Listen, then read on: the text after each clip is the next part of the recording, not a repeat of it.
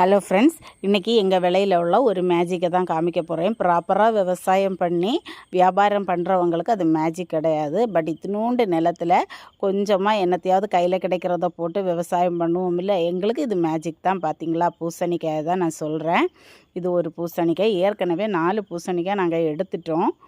அடுத்தது இப்போ இருக்கிறத தான் காமிக்கிறேன். இது ஒன்று. அடுத்தது பாருங்கள், பார்த்திங்களா, 2வது பூசணிக்காய். இது இன்னும் நல்ல பெருசாகும். இப்போ அரை வளர்ச்சி தான் ஆச்சு. இது 3வது. அடுத்தது ஒரு குட்டி பூசணிக்காய் பாருங்கள், இப்போ தான் வளர்ந்து வர ஆரம்பிச்சிருக்கு.